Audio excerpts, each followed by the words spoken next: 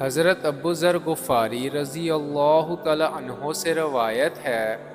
رسول اللہ صلی اللہ علیہ وسلم نے فرمایا کہ میں علم غیب کی وہ چیزیں دیکھتا ہوں جو تم نہیں دیکھتے، اور وہ آوازیں سنتا ہوں جو تم نہیں سنتے۔ آسمان چرچرا رہا ہے اور حق ہے کہ وہ چرچرائے۔ قسم ہے اس رب ذوالجلال کی جس کے قبضہ میں میری جان ہے، آسمان میں 4 انگل جگہ بھی نہیں ہے جہاں کوئی نہ کوئی فرشتہ اللہ کے حضور میں اپنا ماتھا رکھے سجدے میں نہ پڑھا ہو۔ اگر تم وہ باتیں جانتے جو میں جانتا ہوں تو تم بہت کم ہنستے اور بہت زیادہ روتے، اور بستروں پر بیویوں سے بھی لطف اندوز نہ ہو سکتے، اور اللہ سے نالہ فریاد اور گریوزی کرتے ہوئے بیابانوں اور جنگلوں کی طرف نکل جاتے۔ اس حدیث کو نقل کر کے ابو ذر رضی اللہ تعالی عنہ فرماتے ہیں، کاش میں ایک درخت ہوتا جو کاٹ دیا جاتا۔ خدا کے پیغمبر کا اصل کام اور مقام یہی ہے کہ اللہ تعالیٰ جو غیبی حقائق اس پر منکشف فرمائے اور جن احکام کی اس کی طرف واضح کی جائے وہ اللہ کے دوسرے بندوں کو پہنچائے، اور اس پر ایمان لانے والے اس کے امتیوں کا مقام اور کام یہ ہے کہ اس پیغمبر کے اعتماد اور اعتبار پر ان سب باتوں کو وہ حق جانے، مانے اور انہی حقائق کو اپنی زندگی کی بنیاد بنائے۔ اللہ تعالیٰ نے عام انسانوں کو علم کے جو ذرائع عقل اور حواس وغیرہ عطا فرمائے ان کی دسترس صرف اسی عالم شعور تک محدود ہیں، عالم غیب تک ان کی رسائی نہیں ہے۔ اس لیے غیبی حقائق کی دریافت اور ان کے بارے میں علم اور یقین حاصل کرنے کی راہ ہمارے لیے یہی ہے کہ اللہ کے پیغمبروں کی سماع اور مشاہدہ اور ان کی خبر پر ہم اعتماد کریں اور یقین لائیں، اسی نام ایمان ہے۔ رسول اللہ صلی اللہ علیہ وسلم نے اس حدیث میں عالم غیب کے اپنے اس ہیبت ناک انکشاف کا ذکر فرمایا ہے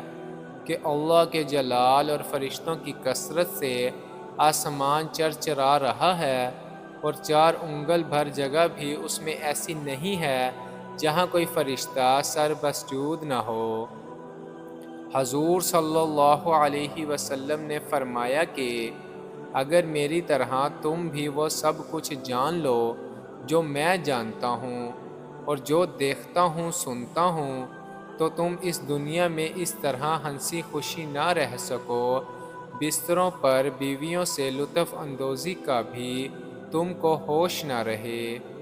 اور گھروں سے نکل کر جنگلوں میں اللہ کے سامنے نالہ و فریاد اور گریوزی کرتے پھرو۔ حدیث کے راوی حضرت ابو ذر غفاری رضی اللہ تعالی عنہ پر اس حدیث کا اتنا اثر پڑا کہ بعض اوقات اس حدیث کے بیان کرنے کے ساتھ ان کے دل کی یہ آواز زبان سے نکل جاتی تھی،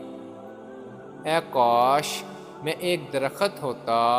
جس کو جڑ سے کاٹ ڈالا جاتا اور پھر آخرت میں حساب کے لیے میری پیشہ نہ ہوتی۔ اللہ تعالیٰ کو انسانوں سے چونکہ خلاف عرضی کا کام لینا ہے، اور وہ جب ہی ممکن ہے کہ انسان اس دنیا میں اطمینان اور سکون کے ساتھ رہ سکے، اس لیے وہ حقیقتیں اور وہ چیزیں عام انسانوں سے پردہ غیب میں رکھی گئی ہیں جن کے انکشاف کے بعد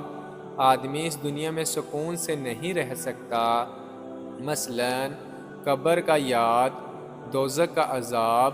اور اسی طرح قیامت کے لرزہ خیز مناظر اگر اس دنیا میں ہم جیسے انسانوں پر منکشف کر دیے جائیں اور ہم لوگ ان کو برائے العین دیکھ سکیں تو پھر اس دنیا میں ہم کوئی کام نہیں کر سکتے، بلکہ زیادہ دنوں تک زندہ بھی نہیں رہ سکتے۔ لیکن رسول اللہ صلی اللہ علیہ وسلم سے اللہ تعالیٰ کو جو خاص کام لینا تھا، اس لیے ضروری تھا کہ آپ پر ان چیزوں کا انکشاف کر دیا جائے اور ایک درجہ پر ان حقائق کا مشاہدہ آپ کو قرار دیا جائے، تاکہ آپ کے اندر وہ عین الیقین اور حق الیقین پیدا ہو جائے